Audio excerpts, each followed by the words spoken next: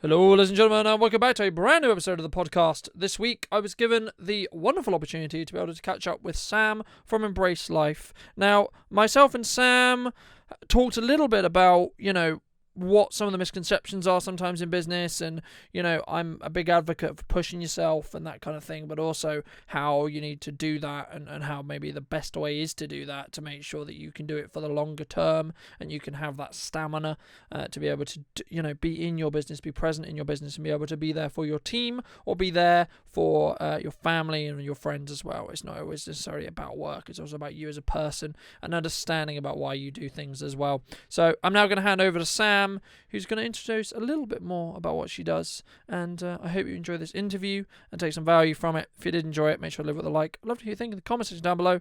And I'll see you very, very soon. So, hello, I am Samantha Thomas. I am a health and fitness coach.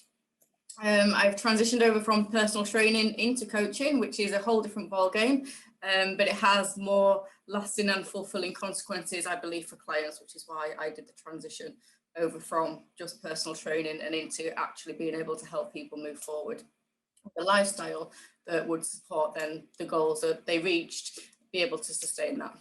So that's what I do. That's who I am, and that's what I do. Fab. So welcome. Thank you so much for coming on. I really appreciate it. And I think for me, the first question, I know you briefly touched on it, but I think for me, there's sometimes a misconception, especially in the fitness industry, that personal trainers and coaches, in theory, are the same thing. Yeah. No, it's a different ball game. You get some really excellent PTs, but they're not coaches, and you get some really excellent coaches that are not PTs. So they may know a little bit about fitness. There may be fitness instructors that have transitioned over into health and wellness, and so they'll give away kind of group training programs because as a fitness instructor, that's all you're actually qualified to do.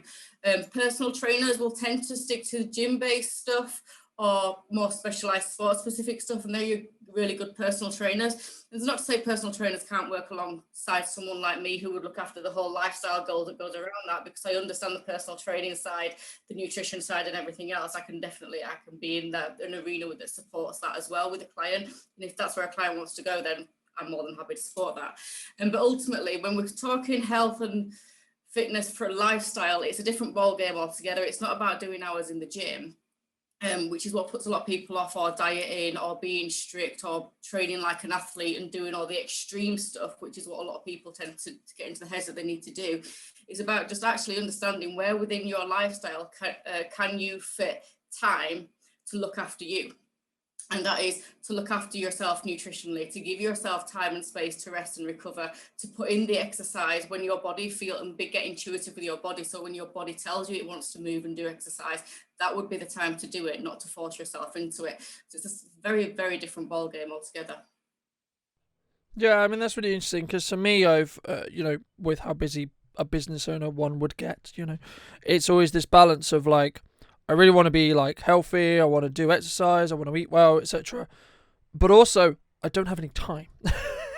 as I'm sure you'll find out, and you have found out very, very quickly, you suddenly go from having loads of time as not being a business owner to then having absolutely no time because there's always 1,000 things to do. So I think, for me, how would you recommend people? I know it's gonna be different per client and per and per body type and etc. But like, is there a hard and fast rule? I guess to, you should do exercise in the morning, or you should do exercise, once a week or twice a week or three. Those, because there's a lot of people who say, you should be exercising as much as you can, you should be doing cardio all the time, you should be doing etc. But I think for me, it's one of those things where I've always asked myself, well, what do I want to achieve with it? Right? Like, where am I trying to go with it? I mean, like, so for, let's just say general fitness, for example, how would you initially suggest someone get started who's like, I sit at a desk all day, I don't have any time, but I also know that it needs to be important, and I need to kind of transition into that kind of, I want to be more healthy-esque, I guess. Well, being a business owner that's in that position, and a personal trainer and fitness instructor and all this kind of stuff as well, I know, I feel your pain. I'm there. I'm right there with you. So I completely get it. And the way I transition every time is if I've gone to the point where I'm getting really full on in my business again and I need to scale back on what I'm doing, I still prioritize what I'm doing because I am priority. I am the biggest commodity in my business. If I break down, I don't have a business. And it's as simple as that, because I am the whole engine of the business. I drive it. So that will even be true of people who employ people as well. You have to kind of lead by example. So making you a priority, and your health and wellness, not health and fitness, instead of health and wellness. If we start to see it in a very different light, then we start to actually come to terms with it very differently. One of the easiest ways to get going is to walk. Is just set a walking goal every day, because it gives you your meditation time, your rest time, your time outdoors, your vitamin D. It gives you so much just by doing one activity. And it's not about layering on the cardio, it's about actually understanding calories in and calories out and burning energy. And when you sit at a computer all day, you're more likely to eat all day. And when you eat all day, you're piling on the pounds and you're wondering, oh my God, I'm in such a rut and I can't get out of it. And the simple answer to that sometimes is literally just get out and walk and clear your head. Because ultimately eating is a stress response. And when we're sat at a computer all day, as much as we feel like we're not stressed, it does stress us out. And the body is constantly wanting some glycogen, something to, and it usually sugar, it's chocolate, it's sweets, it's sugary stuff, it's your starchy carbs, because your brain's wanting constant feeding because you're not giving it a rest. So actually going out walking gives that brain a rest. Don't forget, your brain is a muscle. Like any other, it needs a rest. You wouldn't go and throw kettlebells around all day, every day, unless you're trying to be a kettlebell master, in which case you'd be eating thousands upon thousands of calories per day. And it's the same when you're sat at a desk. Your brain is a muscle. It needs to rest. So whether you've got 90 plates spinning in the air or just one, you still need to take a rest and kind of down tools. Just see where you are and use that movement as time just to meditate, just to let it all go, so that when you come back with a fresh pair of eyes. Your brain's had a rest. It suddenly doesn't feel that it's taken on anymore, and you probably won't crave food in the same way. Yeah, absolutely. I completely agree. I think it's one of those things that some business owners, especially, I'm very fortunate in the fact that I get to talk to lots of different business owners from lots of different walks of life, and lots of different businesses as well, which is great. But I think it's one of those things where there's a common middle ground with everyone, which is like, I got into this because I'm passionate, I love it, yada yada yada, but I don't know how to stop. Right, like I don't know how to take a step back, and for me, for a long time, it was push, and then I kind of got to a point where I was like, well, my body's gonna physically stop me, right? And that was a couple of weeks ago for me, and now I'm like, okay, well, I can put in the hours, yes, but then I have to reset. I have to pull back at some point, right? I have to put in those break days, whether it's 24 hours, 48 hours, whatever it may be. It doesn't have to be the traditional. It's at the weekend though. Right, like if you're in the fortunate position of like you can choose when you work, great, fine. If that's, on these days I'm going to sleep in, or whatever it may be, you're giving your body that chance to breathe, to rest, etc. In that respect, to reset a little bit. And I think, have you found when you have started prioritizing, well, maybe you have always prioritized, I don't know, but when one would start prioritizing their own, mental health, physical health, nutrition, etc., that you're actually able to do more in your business? It's a bizarre thing. The reason I do this job is because I've always been tuned to myself, more than most people are. So my health and fitness, whether it be mentally or physically, has always come first in my life. And I've done many jobs, not been in this industry all my life, but I've always trained, I've always kept myself fit, and I've always eaten well. I'm a chef by trade background. I now coach nutrition. I used to be in the forces. I used to compete. Then I became a PT. But ultimately, when I transitioned over, it's because I got ill, because my body said no. I was running my own business online at the time. I was making jewelry. I was working in fashion at that time. Really interesting time. But because I was stagnant, I was sat around too much. My body just said, do you know what? It's not liking this. And I started on a roller coaster of chronic illness, which isn't fun. So you're right. You're absolutely right. Your body will just eventually say, no, you stop. And it's the stress induced in your brain. The stress induced in your brain massively affects your gut. There's a gut-brain axis, and going down into more in-depth nutrition and wellness, understanding that axis becomes really, really important. And it's not actually that complicated. So it's not that you need to go and get fancy degrees to start to understand this, but it's understanding intuitive feelings. So you might feel something, you don't necessarily need to know why, but you do need to listen to what you're feeling. And a lot of what I coach on is about listening and understanding your body. And if your body's telling you to take a day off, take a day off.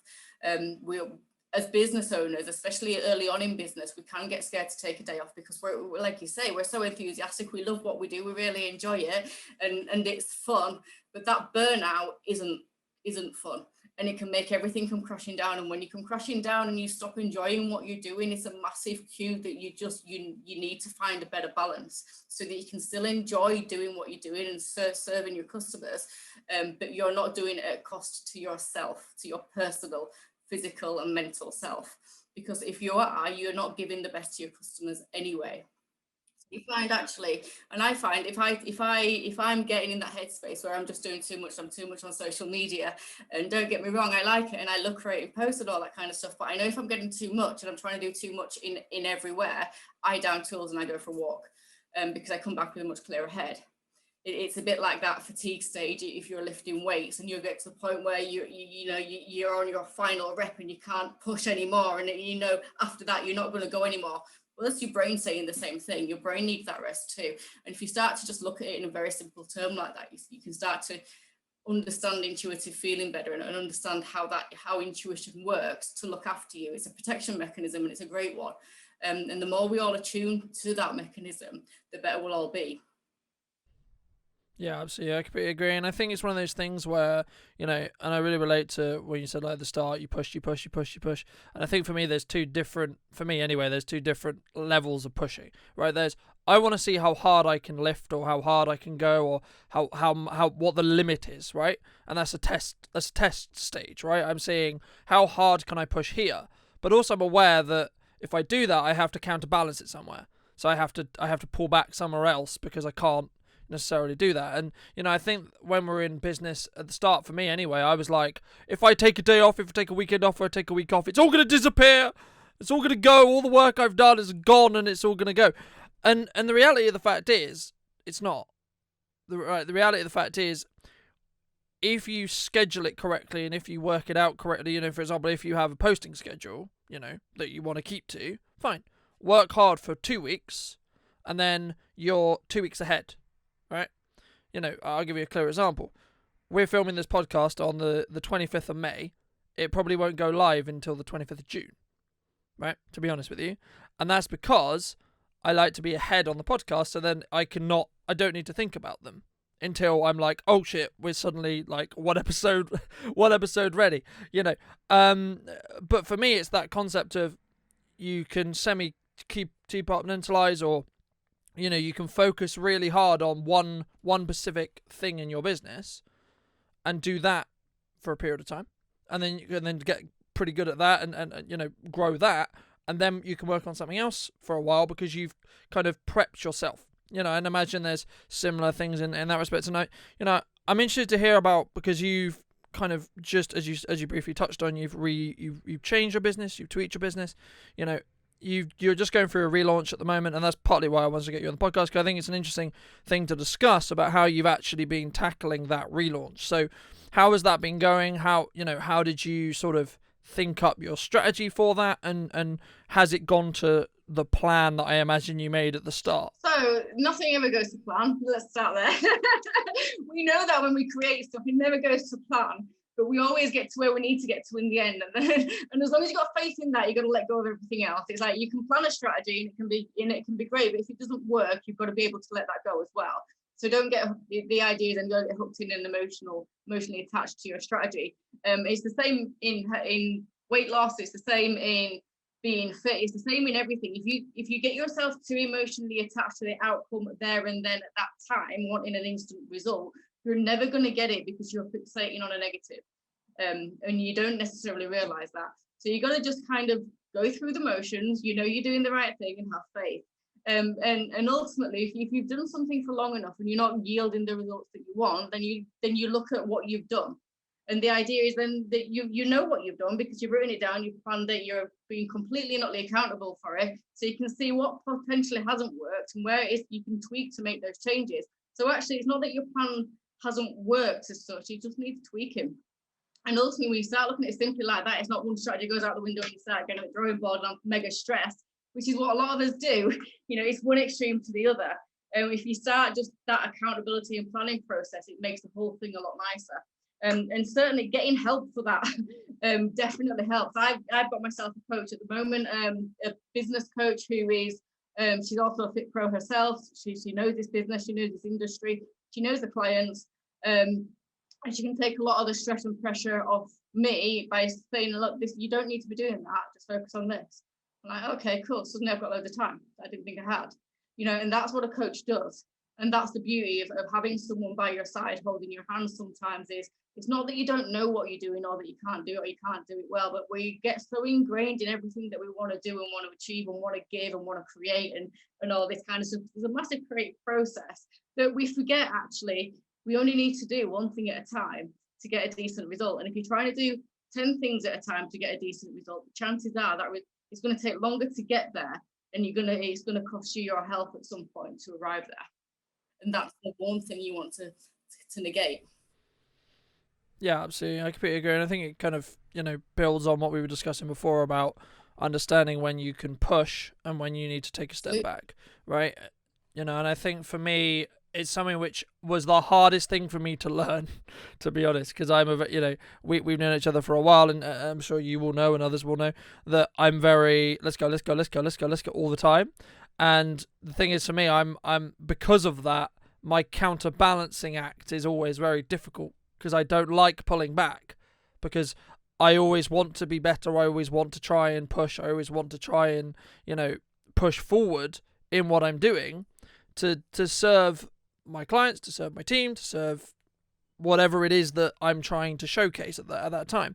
But I think for me, the main thing is, like, you need to understand, and anyone listening to this, you need to understand that if you're going to do that, as we discussed before, it's about balancing out, right? And you think about it as like a rope you're pulling one way, right? If you keep pulling it one way, you'll fall over, right? So you need to stop and pull back a little bit. And I think, there's two ways that you learn that, for me anyway. It's number one, as we discussed before, your body will just do it for you if you're not listening, and the other one is you need to trust your instincts. And for me, like, people say, oh, when do you take breaks? How do you take breaks, etc. I mean, like, well, I just feel it. I don't know how else to describe it outside of it's just a feeling. It's like, okay, well, I'm pushing too hard now. I've slept. Another thing is really, really easy to understand is how many hours have you slept and how tired are you? Right? Because if you've slept the hours that you normally, everyone's different with sleep, but I'll use me as an example. I know I need between 6 to 8 to 9 hours, pretty much, to feel well rested and and have energy all day. If I have 9 hours and then I wake up and I'm still tired, that probably means I don't need sleep. I need to stop something else. There's something else there going on, right? Because my body's going, yeah, well, that's nice, but we don't need that right now, So, let me throw back to you and ask, is there like a psychology thing? Is it a nutrition thing? Like, what, like, have you found that? Because it's weird. Because I was like, I know that's the case, but I don't understand it. You know what I mean? Like, yeah. So it's a multifaceted answer. There's loads of things that contribute to things like that. So the instant thing that came up as you started that conversation was polarity between masculine and feminine energy. Masculine energy is the whole go, go, go, give, give, give. I want to just do as much as possible. And that's a very masculine trait. And a lot of women have that as well. So a lot of women experience burnout as a result of that. And I'm definitely guilty on that score as well. I know exactly how that feels. And that's exactly what you were describing. And the thing that you're missing is the other side of the rope, and it's a feminine energy. And the feminine energy is flow. It's stop and flow and just let things ride out, just feel what's going on. Instead of being in the thick of what's going on all the time and trying to drive it and lead it, it's actually feel your way through it, really rest through it and let it guide you as well. So actually understanding that polarity between masculine and feminine energy becomes a really nice way to start to let yourself be accountable for rest and understanding why it's important. The other thing is nutrition. If you are not eating enough, and a lot of people do undereat, but what they will do is overeat on a particular nutrient. They'll undereat on everything else. They won't quite get the calories in that they need because they're not getting the sleep and the rest. The digestive system isn't working properly, and that can cause weight gain. So undereating can cause weight gain as well, especially if you're inactive and undereating, especially over long periods of time. I've been guilty of that one too. The only reason I've ever gained weight is not because I've overeaten, it's because I've undereaten and not realised I've just been too busy to see it, which has been an interesting lesson to learn. It's been an interesting thing to see in coaching clients as well, is when I've actually gone through and done their energy balance with them. It's like, you're not eating enough. Well, what do you mean I'm not eating enough? I'm overweight. Well, let's have a look at actually what that pattern is. You're not sleeping. You're not getting regular rest. You're up all the time. What you are eating ain't particularly great for you, except the odd meal that you have a salad. There's a lack of consistency there, and so because there's lack of consistency, there's lack of care for the body, there's lack of understanding of how the body needs to be fueled for it to give you what you need from it. It causes all the things in life that we don't want, which is autoimmune disease, discomfort, weight gain, and that we don't want, because weight gain isn't obligatory, and you don't have to have weight gain. You don't have to be there. You don't have to be on strict diets to lose weight. You don't have to do anything special. And this is probably one of the best things I ever learned, is that actually you just have to be accountable for what it is that you're doing. Make sure you're fueling yourself right for it. So there's not being restrictive. That's understanding what your body needs and give that to your body. And that's in terms of reducing your stress, having the rest that you need and the sleep that you need, giving your digestive system time to do its job, and really eating for your needs, rather than going on a diet and guessing what the right thing to do is. Oh, this diet makes you lose weight, so I'll go try this. It's actually, what if you could just eat your own food, but if you ate it in the right kind of, in a convenient way, in a better convenient way for you, more consistent, in line with what your body needs, then you don't have to go on a diet. You can still enjoy all the foods that you want. Your energy will soar back up, and your weight will go back to a naturally stable point. We all have a natural weight stable point. Some of us want to be below that. Some of us want to be above it. Just depends on what you do and what your goals are. But your natural weight isn't an overweight weight. So to think that I'm naturally overweight is not a healthy way of thinking, and it's one of those that I see in people. Well, I've just resigned myself to the fact that this is who I am and what I am. It's like, no, who you are and what you are is what you decide. You're in control of that. You just need someone there to show you how to be in control of that sometimes. And that's a nice thing to be able to give, and it's a nice thing to learn. So I've learned it before I can give it, obviously. It's one of the most liberating things I've learned. And that's why I love to be able to give that to clients, because that is your way out of dieting. It's your way out of stupid amounts of exercise, and it's your way of being able to balance your life in the way that you want, to enjoy the things that you want in life. You enjoy your business, enjoy your friends, enjoy your family, get the right balance, and still be healthy, because it is possible.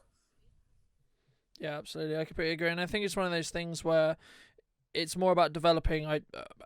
I'm not an expert in this by any means, but just from the experience I have, it's about developing healthy kind of habits instead of, I'm going to do this diet, I'm going to go to the gym this many times, I'm going to do this. If you want to go and lift for silly amount of hours a week, fine. Go for it.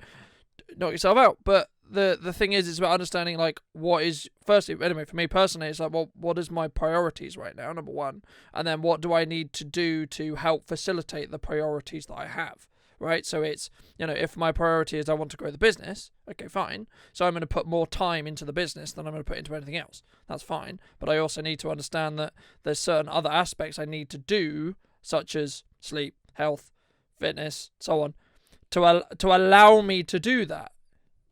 To allow me to do that. So it's really important. I think it's one of those things why, especially young business owners, don't necessarily appreciate. I see it a lot with my team. I see it with friends of mine. They're like, I'm going to do this course. I'm going to do this job. I've got this part-time. I'm going to work for you. We're going to do this. It's going to be great. We're going to do this.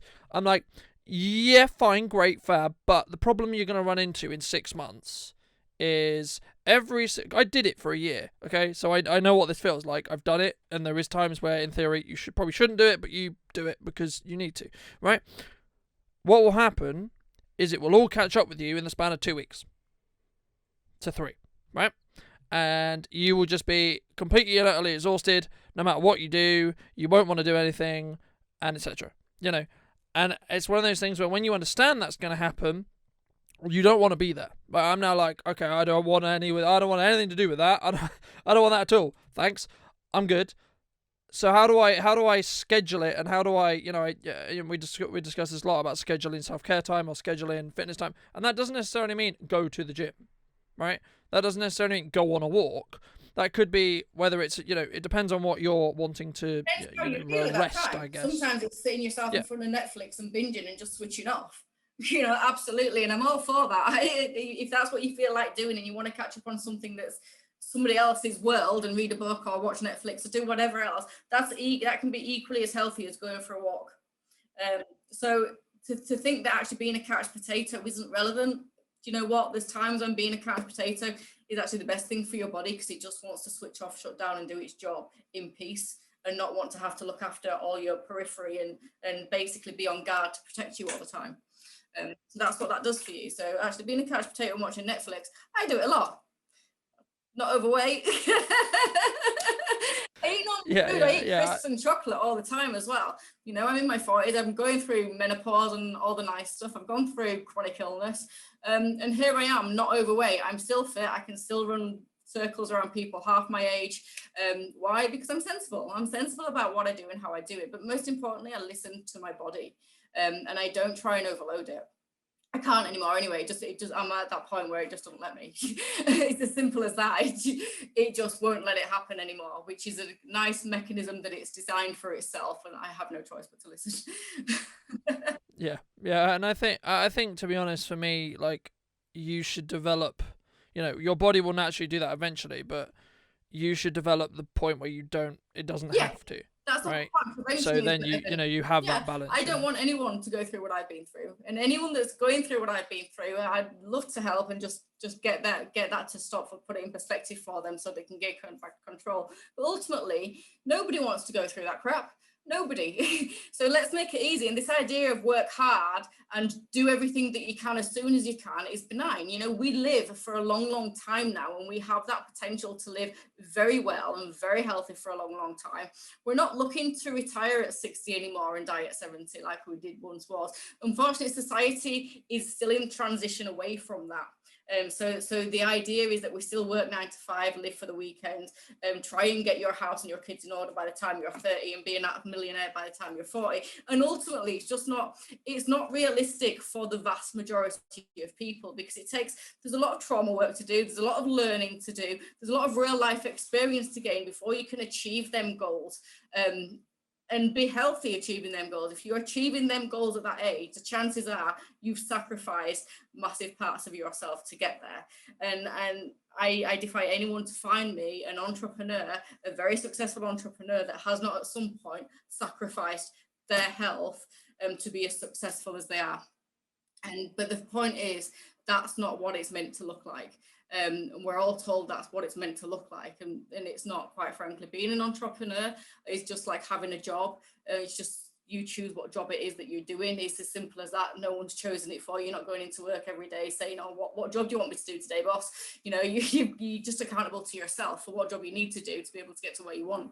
It's kind of the same difference, but you don't have to do it all at once. There is no end goal for every day to say that by the end of this day, if you've not earned this, you're a failure. If you've not done this by the time you're 25, you're a failure. If you've not reached this goal by the time you're 30, you're a failure. There's no such thing as failure, and this is the nicest thing you can possibly learn. And it's the same whether you're running a business, whether you're running your health and wellness. You are always going to learn and fall and learn and fall. But we fall and we get back up. We don't fall and fail. We fall and we get back up, because as long as you're still living, you got back up. And it's, it is that simple. If you carry on getting up first thing in the morning and kind of learning your way through your day again, then you've got back up. And that's a great place to be. And if you just think about it like that, it takes the pressure off everything for you and just makes things easier.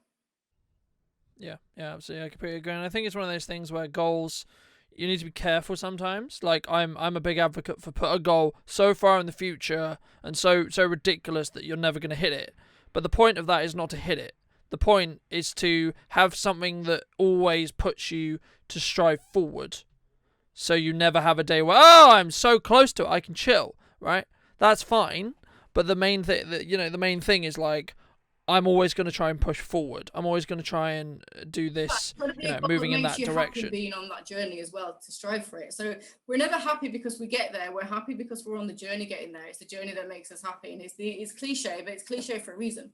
And you got to find, like you say, you got to find that extreme goal. You might get there, you might not, but ultimately you find that extreme goal, you let it go, you keep it in your mind, but you let it go. You don't get any emotional attachment to it. And you think, actually, the journey towards that, what does it look like? This is what it looks like. Am I happy to be on that journey? Yeah, in that case, then I'll do that journey.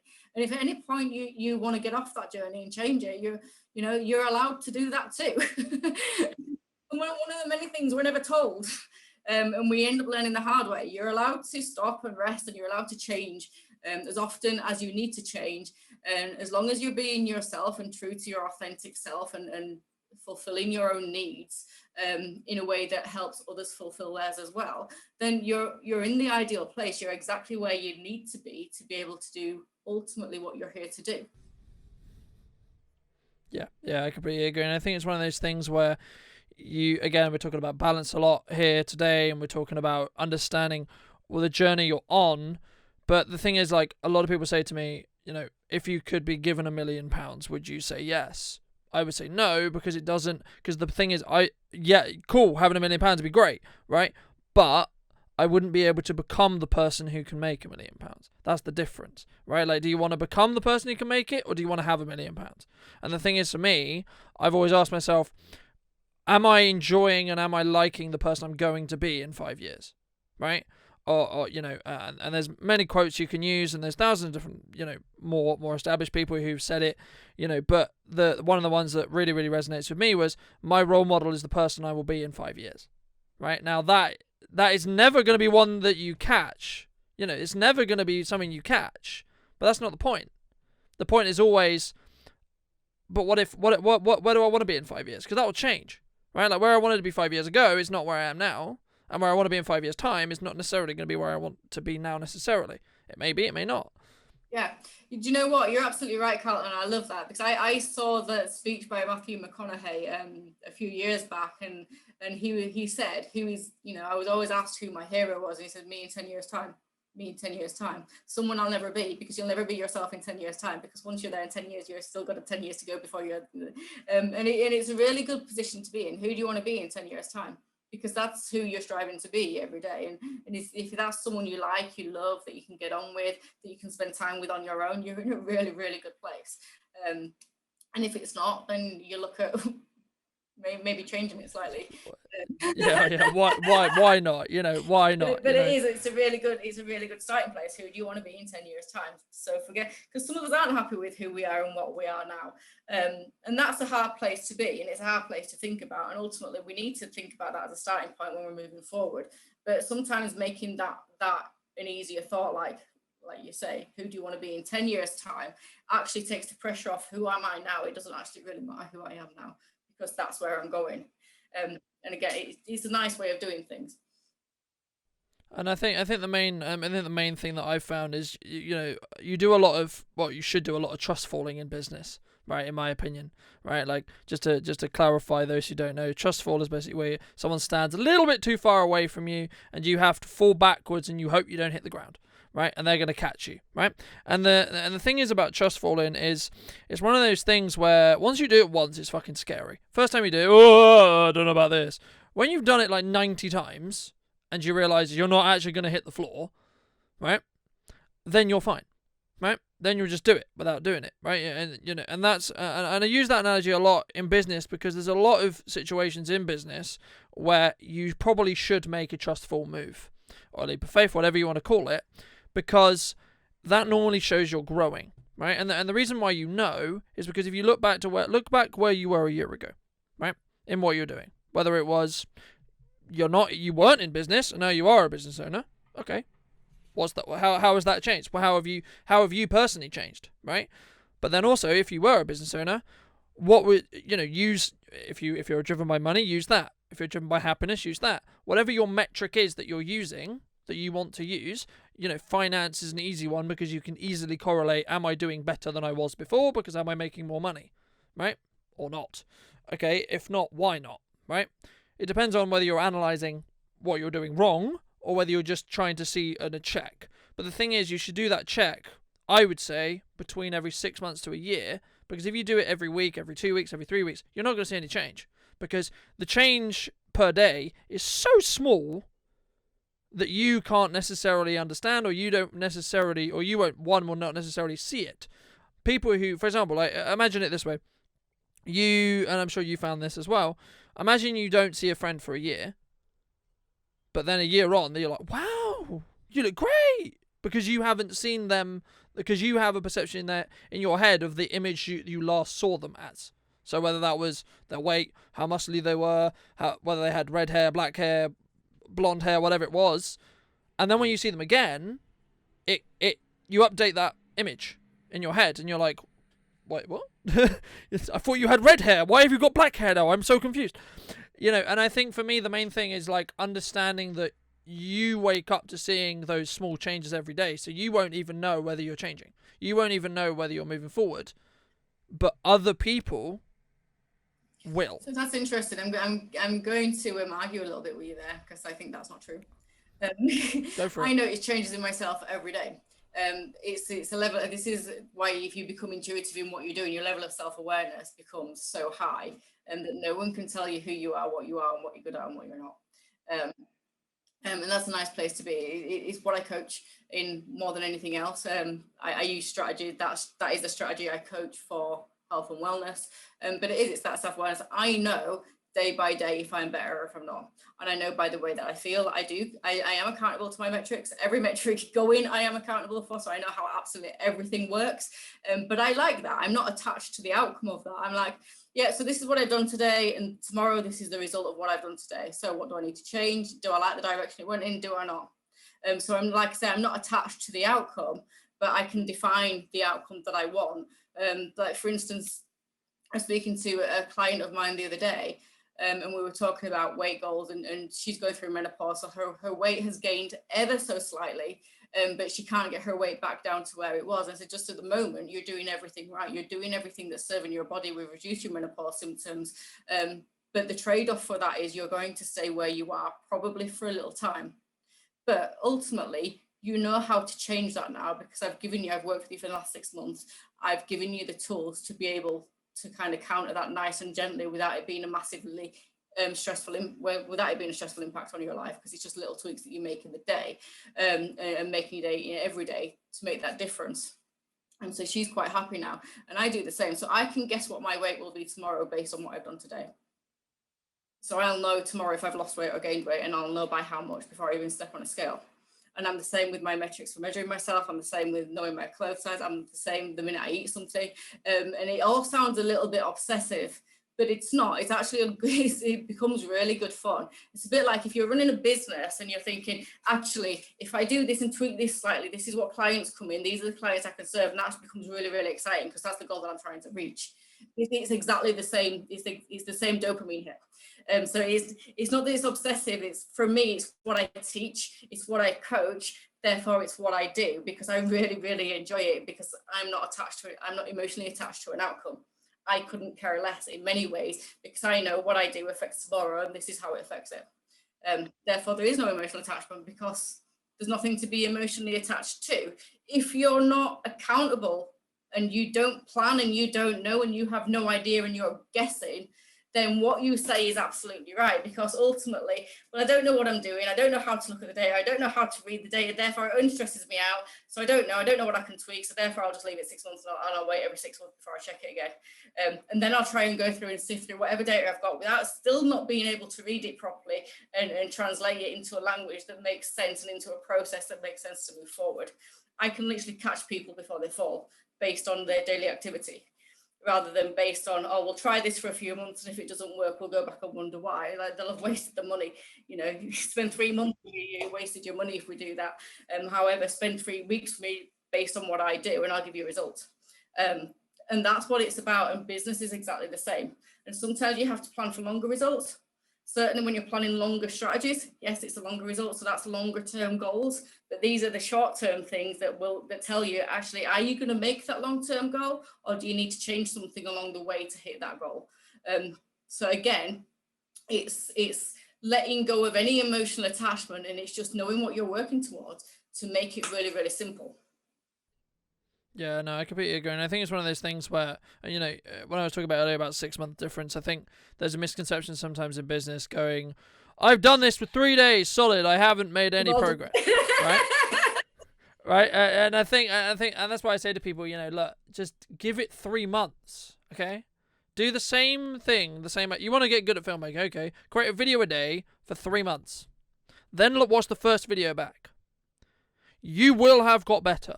I promise you will have. It's like anything. If you want to get faster at running, okay, run every single day. No? Okay, fair enough. Maybe not running then.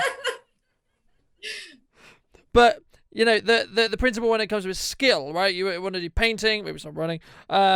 Maybe painting, whatever it may be, drawing, whatever, filmmaking, doing backflips, I don't know, right? If you practice it often enough, you will learn what the metrics are. You'll learn what the levers are, so to speak, that you can manipulate to get a different outcome. A lot of what you were discussing just now was these are the things that we can control, right? Calorie intake, amount of exercise, yada yada yada, right? Amount of sleep, so on. And if I push a lever in one direction, it's going to have a counteractive effect somewhere else, right? And when you understand that, you can then push the levers in what for you is the correct direction. But it's for you is the correct direction. It's not this is the correct direction, because depending on your goal, depending on what you want to do, will depend on which direction is better to push that lever, right? In anything. And I'm curious now. I'm really curious now. Why is running every day? I don't mean every day. Like, yeah, of course, every day would probably be bad because you need rest days and so on, right? But why specifically? Because I don't know. I've been there. I've had a goal in running, and I ran pretty consistently, and then I got to close to that goal. I was like, okay, cool, I've done it, right? Why? Right, so let me throw back to you. I'm curious. So if your running goal is distance, you still need, your body needs recovery time. As we were talking earlier about the brain needs recovery time, so does your body and your muscles. And then it depends on how you're fueling them. So I know, for instance, if I run every day, my times will drop. Whereas if I don't, and I run 2 days, have a rest, 2 days, have a rest, then my times will go up. But they'll also go up based on the workouts that I do. I mean, I'm a runner, and I coach running as well. So this is completely not in my field. So well done on walking into that one. Now, I'm not a distance runner. I can run distance, but it's not my love. I was a sprinter. I was also a swimmer. But speed and power were my thing. Although I'm not necessarily look like I'm built for speed and power, I am massively powerful and really quick, really, really quick. And there are things I always liked about myself is that I'm massively powerful and really, really quick. It's not helped me in business, I've got to say, because like you say, they don't get instant results in the same way as it does when you're on a track. But ultimately, you have to train for that. You have to train your muscles for that. So there's other stuff that you have to be able to input into your body, into your muscles, to be able to account for the gains in that. Otherwise, all you're doing is getting better at your lung capacity may get better, because your cardio capacity, but that is just building up your lungs. It's building the resilience in your lungs to be able to last longer. So yeah, you'll be able to last longer. You may be able to go further. Would your time get better? Probably not. Maybe in the beginning because you started running longer distance, so you may get a little bit of a faster time. But ultimately, overall, there isn't going to be that significant gain other than in distance. However, if you're wanting to improve time, if you're wanting to improve time over distance, and you're wanting to really understand how running works, then you need to look at your body alignment. You need to look at the technical aspects of running, how you're holding your body, then how often your body is telling you need to rest. So your age then plays a factor, and what your diet is and how your diet is supporting that as well. So that comes into sports nutrition. Okay. I mean, that's interesting, as I say, because for me, it's like not my expertise in any way, shape, or form. So, I use it as an analogy possibly wrongly. But most people will agree with you, and that's the thing. When people that don't know will agree with you, because that is the normal way of thinking, Carlton. So in that sense, I completely get why you said that, and it makes a lot of sense. I think when you're training anything, right, like maybe not necessarily a fitness thing or etc., but definitely a skill, like a mental skill, right? I want to learn a new language. I want to be better at maths. I want to be better at a video game. I want to be whatever it is. You need to understand, I think, for me, the tolerance level in your brain, right? Like it's a balancing act again, but it's like, you can learn and you can learn, and it feels, once you do it for a while, it'll feel like you work it out in a muscle because of what you're doing, right? But your brain, it's very weird when you do it with your brain. I don't know whether you found it, but from when I know I'm like actually learning properly, like I'm actually genuinely learning, my brain hurts, and it hurts in a way which is like, this shouldn't feel this way. I understand it's a muscle, right? And I understand it can feel the same way like my leg muscles would, or my arm muscles would, or my chest muscles would, or whatever. But it feels weird when you first do it. It's a bit disconcerting because it's like, why does my brain, what? There's a reason school lessons are only an hour long per lesson.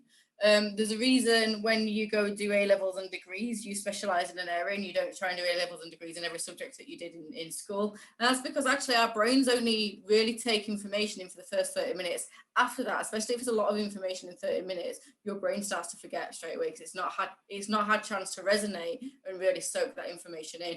This is why then you have to go and revise and revise and revise and revise, and it feels like it's never going because you're not giving the brain the rest. When you're in school and school lessons are an hour, that allows for obviously time for the class to mess about and all that kind of stuff, because that's what happens in school. But each lesson gets a 30-minute solid learning, and 30 minutes for kids to be kids. That, and that's how it is. And when you go up to university or you go at sixth form and all that kind of stuff, your lessons, they may be an hour, or you maybe have 2-hour lectures. You're sat there taking notes, but the reason they have the rest of the time off during that day, if you're not doing too much, is so that you can go and absorb and carry on studying that, and you can keep having study breaks, and they become really, really important. Unfortunately, people use kind of drugs and all sorts to try and negate that process. But ultimately, again, that's something you'll pay for later on in life if that's what you do. So Adderall is a massive game changer for a lot of students and things when it comes to trying to overcram information. And certainly young people in low paid jobs trying to do as many jobs at once and not sleeping and not resting, they'll do the same. They'll take Adderall because it keeps the brain active, it keeps you up, and it means you can do more over 24 hours, which is not an ideal place to be. But this is then why when we get into our 30s and 40s, our body starts breaking down and we're like, why has this happened all of a sudden? Well, that's exactly that. That's the process. That's exactly why you've done too much without taking care of your physical and mental needs. You've just assumed you can do it, and you can't. Well, you can for a short period of time until you both burn the candle at both ends, and then you run out of a candle. That's why you take Adderall. If you could, you wouldn't need to take drugs to do it. Yeah, that's true. Yeah, no, absolutely. No, I completely agree. And I think, if you could take anything, don't take drugs. There's a simple answer there. Yeah. To be honest, I just argued against drugs, so yeah. This is why not to do it. It may feel good absolutely. At the time, but you will pay for it. Yeah. Fab. I mean, that was kind of everything I wanted to go over with you specifically. I mean, I love to drop in on the end. Is there any questions or any topics that you want to drop in to discuss for a couple of minutes just before we wrap up? Yeah, Carlton, what do you do to look after yourself on a daily basis? Oh God. You're opening a can of worms here. That, I had a feeling you would ask that. What do I do? Really, really simple. I grew up with video games. I have a very love for video games. I've studied game development. It's what I wanted to do for a job for a very long time. I then chose then I thought this was a shit idea, so I didn't do it. That's a story for another day. But long story short, it was basically that industry says, yeah, you love what you do, but we're going to abuse the fuck out of that. Carlton. Every industry. yeah, absolutely. But it's one of those things where you need to ask yourself, are you okay with the fact that you might fall out of love with it because it's your job, right? I'm completely okay with the fact if I wake up one day and go, I am not creating content ever again. That's a horrible idea. I'm okay with that, right? Because I want to do this as a career. I want this to be my job, right? That's why I want it. I'm okay with that balance, right? I know there will be a day where I wake up and go, yeah, I'm not doing that anymore. I don't want to do that anymore. But, in initial answer to your question, for a long time, I didn't do as much as I should have done. As I kind of hinted at the start, I didn't. I'll be flat out and honest, I didn't. Especially when I was running 2 jobs. When I was running the company and having to have another job to, bring in money, I didn't. I literally burnt the candle really, really close to both ends. That was 2019 is a complete blur, and I say that as a joke because it literally was. When we You know, first I met. would just I think just before we first met. I think just before I just came out of that period just as we first met, just to be clear. But you know, for me to give a life example, I would go up to London for a shoot. I would come back at 2. I would then sleep for an hour to 2 tops. Then wake up at 5. Go and do my day job between 6 and 11, and then work all day on the business from 11 until silly o'clock until I collapse, basically. And I did that 3 to 4 times a week for about 6 months. Yes, I'm in the position I can do it now business wise because I did that, arguably, but it did have knock-on effects, and you know, and now I'm prioritizing. I know when I have, for example, long shoot days. You know, for example, last week alone, there was 3 days where I did, I think, 18 hours or something stupid, like 16, 18 hours, something like that. And I was like, okay, well, now I need to pull back. And it's now, you know, what do I do in that? Sometimes that's don't look at work, don't open your emails, block all the notifications that are related to work for 24 hours. That's one thing. And then literally just do whatever you would enjoy, that, you know, being a couch potato, watching Netflix, playing computer games, whatever it may be, going on a walk, going on a run, going on a 10-mile walk, whatever you want to do. That, or it's simply just giving myself on the work days, okay, you don't really need to start working till 12 today. Or a mix of both. Like, for example, this week, Sunday was basically, I didn't do anything to do with work at all. You know, as a business owner, a lot of the time we say we're not going to work across the weekends, and then we answer that one email. Then we look at that ad performance. Then we look at that video. We look at that whatever it may be. You know, we do those little things that are like, oh, it's not really work, kind of. But the thing is, if you do that, that's fine. But then you might as well just work, because your brain is not. You're not giving your brain the point there is being negated completely. The point is your brain is meant to be away from whatever it is that's stressing you, or whatever it is that you know you're focusing on or working on.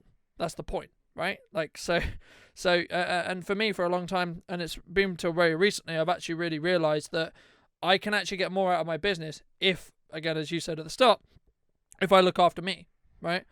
So now I'm starting to, not necessarily probably as much as you would say, or as others would say, but I'm moving closer to I'm caring about myself a lot more, and I'm prioritizing those self-care days instead of just going, let's go. You know, I think I'm closer to that. You know, I'm in a position where now, luckily, I'm in a position where I can trust that it will work itself out, right? Because it has done for a year, which no one expected, you know, would happen, or has been a very challenging year for a lot of businesses, and I've still been able to grow the company through that. So if I can do that, you know, like, then what can't I do?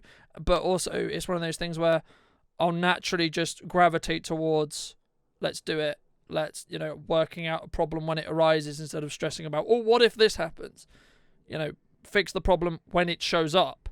Don't worry about the problem that may not come across the hill at all. You know, because we have this concept of, what is every single possible thing that could go wrong here, and do I have a solution for them? Anxiety. You don't need a solution for every problem, because not every problem is going to show up. No. That's a good thing to remember, actually. Not every problem will show up, but they're more likely to show up if you fixate on them. Oh yeah, if you say, oh, this is going to go wrong, it will go wrong. It will. It just will. You know, it's the same thing about like positive and negative energy. You know, I'm not. It gets a bit wee woo or whatever you want to call it sometimes, right? But the reality of the fact is, if you focus on positive, you'll be positive. Therefore, the world will be positive back. If you focus on, oh, the world's shit, blah blah blah blah blah, then it will be. Choosing your filter. It's as simple as that. Choosing the filter. What do you want to see in the world? If you're filtering misery, and that's what you're going to see. If you're filtering positivity, you might see the odd bit of misery, but the majority of what you see is going to be positivity. So there's balance. You know, we have negative emotions, and we're allowed to feel them. And there's negativity in the world, and we're allowed to acknowledge that, and that's absolutely fine. But focusing on that as a way to move forward is not a very good way of moving forward. Absolutely. And, you know, I think as an end thought, you know, things are going to happen. It's how do you react to them, right? You can only control how you react to the situation. I'm sure you could pick 1,000 different situations where you've had to react in a different way that would be easier. And the same with me. Simple answer: my laptop broke. Okay, how do I fix this problem? I still needed a computer. Luckily, I've got 2 computers, but I needed to fix the problem so I could still do my job. So it didn't cost the business money. Right? Does that mean I have to possibly lose money in the short term? Yeah. Okay, that's fine. That's unfortunately what you have to do in business sometimes. Is that time stressful? Yes. Is that time difficult? Yes. But do you trust yourself to be able to get out of that? Do you trust yourself that this is you understand that this is only short term? Yes. You also understand that when you've done it enough, in my experience anyway. And for those people who would be interested in seeing more of your program, seeing more what you do, where can people find you? Where's best to reach out? That's simple. Just go to my website. So that's Embracelifeuk.com. That's it. Everything's on there. Who I serve, who I work with. If you like what you see, you can literally book in a call with me straight off the main page. If you're undecided, you can just sign up to the newsletter and just kind of track what it kind of content I stick out for a while and get a feeler for me. That's fine. So both options are there on the same page, nice and easy, because that's the way it is nowadays, isn't it? Make it as simple as possible. We don't have big fancy websites anymore in the way that we used to. It's a case of just make it really, really nice and easy for people to come and see what it is that you do. And if they want to sample a little bit of you first, let them. So that's what I do, and it's nice. I like the free stuff. I really enjoy like I said, I quite enjoy doing content. I don't enjoy it if I think I have to do it. So it's really important in my head that I don't have to do it. So if I don't have to do it, I'm more likely to do it. And I think we're all a little bit like that. Our natural defiant child comes in and gets the better of us. Yeah, absolutely. I don't have to do this. I'm going to do it anyway. But yeah, absolutely. Any final thoughts? No, I'll say it's been a pleasure being on with you, Carlton, as usual. Let's not make it 2 years again though, yeah? Yeah, absolutely. Oh yeah, I did want to ask you, I don't know if it's relevant to the podcast, about your work with Susie Ellis, because that looks really interesting. Yes. I'm assuming you mean the package that we're working on. So that basically is a conjoined package where a client, could be you, could be anyone, would get mine and Susie's marketing and branding and content understanding and our brains to work for your business. That's I think the main reason why you would want to have that package over hiring Susie or myself separately, right? You get both of our weight creatively behind it. You also get a set of images that are going to relate to the video in the respect to they'll look similar, they'll feel similar, they'll come across the same ways, but also and then you also get a promotional video that goes alongside that as well. So in my opinion, for the value that you get, it's very, very good.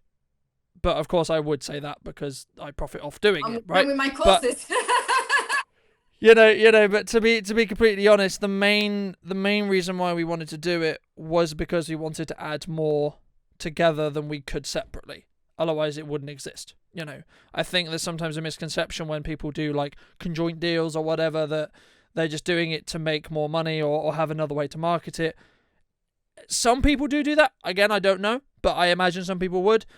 Genuinely, for me, the reason why we did it, and we spent a long time talking about how we're going to do it, why we're going to do it, should we even do it, for a long time.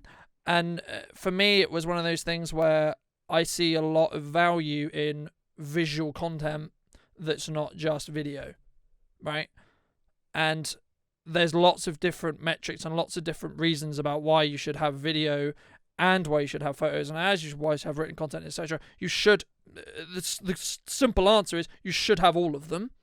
And sometimes that can be very, very expensive to do on their own. And sometimes if they're done on their own, they won't look cohesive. The reason why this package is really exciting is because we can make it cohesive. Because me and Susie will work with you, the client, using you as an example, to make sure that it is cohesive.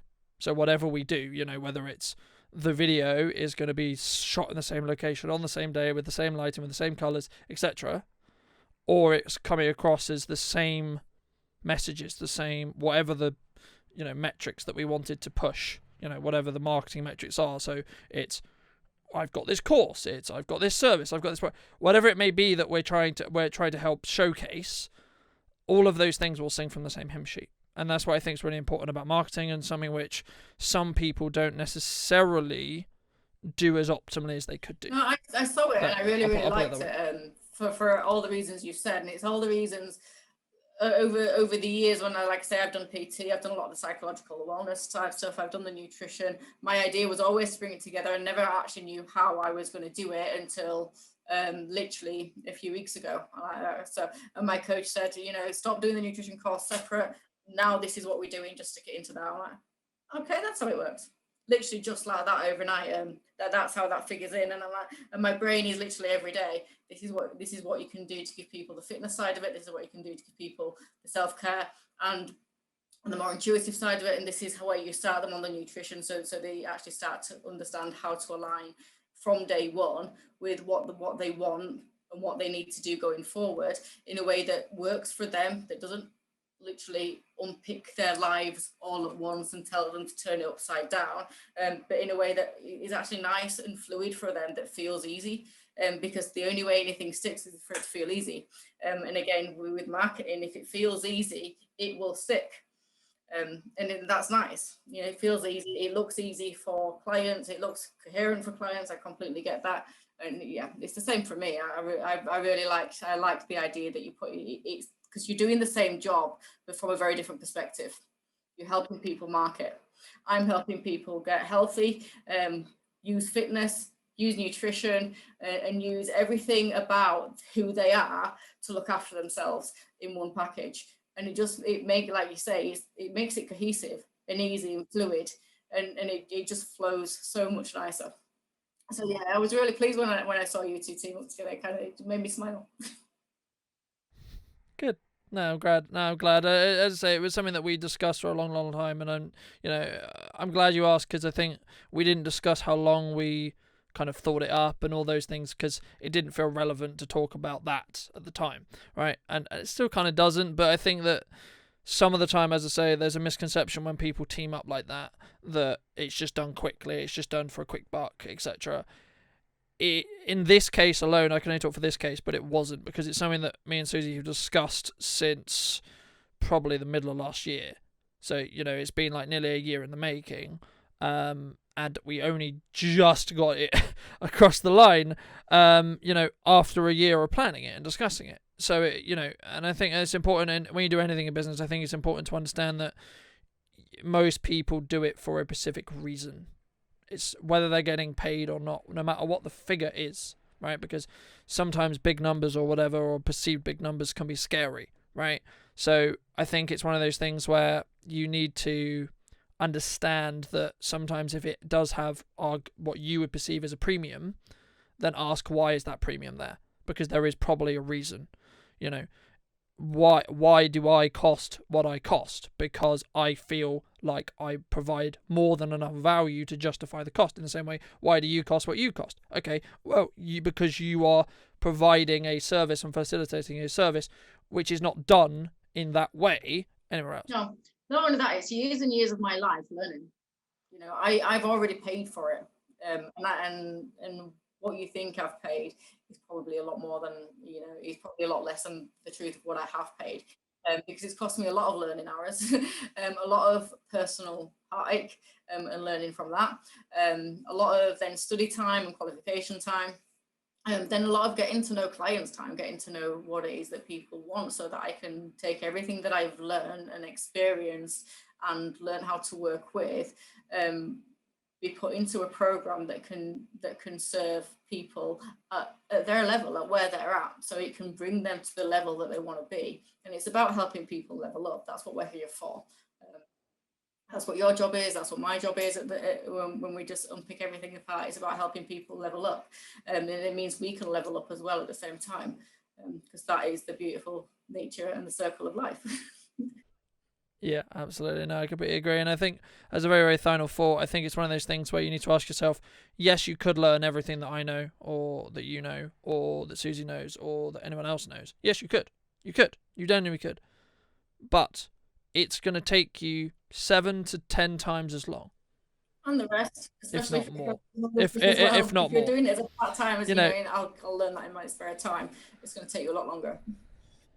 Yeah, exactly. And it's like, well, okay, well, do you want the results or closer to be to the where the results are with it, whether it's fitness, marketing, whatever it is, like What does it soon, cost you to or wait? do you That's the want, bottom line. Is what does it cost you to wait? you know, What does it cost you to do it with us? yeah, What does it cost you to wait and not do it with us? And you weigh up yeah, the balance between the two. yeah. What was the opportunity cost? What's the opportunity cost of not doing it? You know, for example, when my laptop broke, I had to upgrade this computer. What is the opportunity cost of me not upgrading this computer? I didn't feel comfortable. I spent a good amount of money on this computer again to get it to the point where it can now do the same job as my laptop did. Okay, great. But what's the opportunity cost of me not doing that?